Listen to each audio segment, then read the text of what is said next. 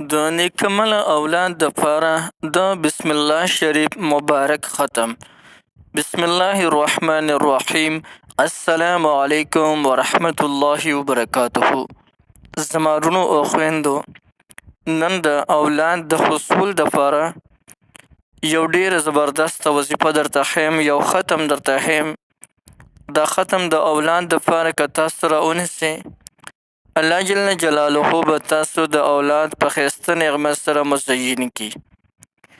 دا د هغه خویندو دپاره دی چې د چا اولاد نه کیږي، یا خو هغه مکمل د شنډوالي د وجې نه یا د بل څه بیمارۍ د وجې نه وي، لیکن هغه د اولاد رنګه د بهترین نعمت نه محروموي.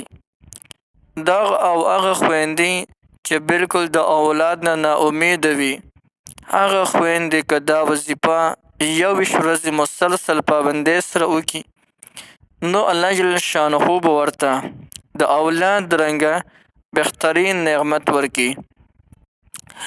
اصل کې یو خبره درته کوم چې زمونږ پښتانه همیشه دپاره اولاد غواړي، خو د نیکمل اولاد سوال پکې نه کوي.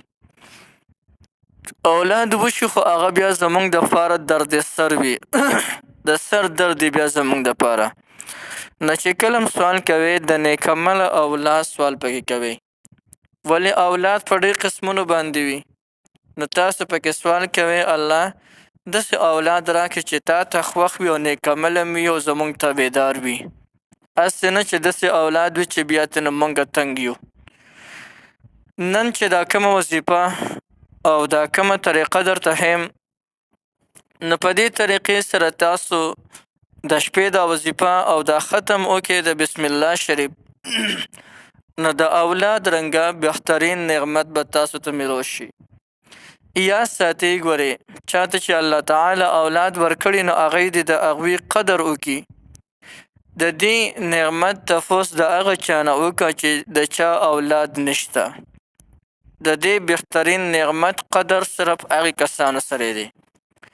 نو راځئ یو زبردست وظیفه درته ښیم او دا ختم درته ښیم چې هر څومره مایوس او ناامید زنانه دې ولې نه وي، هغه زنانه کو دا وظیفه راونیسي، نو الله جل شانه به ورته یو خوبصورته خشته مزیدار او نیکمل اولاد ورکي.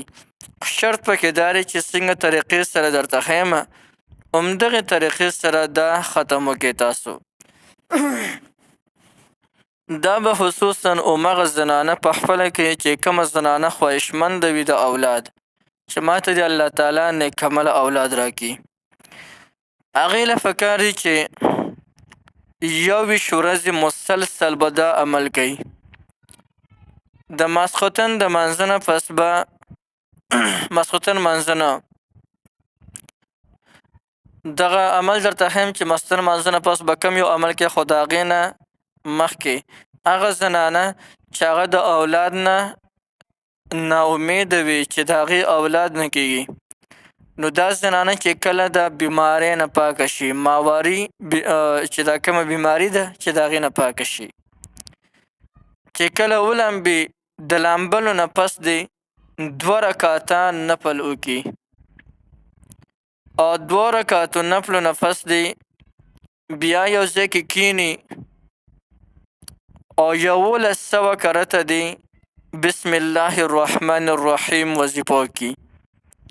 مخکې وروسته یې ترنه 3 کرته درود شریف ووایي او بیا 1100 کرته دی بسم الله الرحمن الرحیم چې دا کومه وظیفه ده او دا کوم ختم دی دا دې وکړي.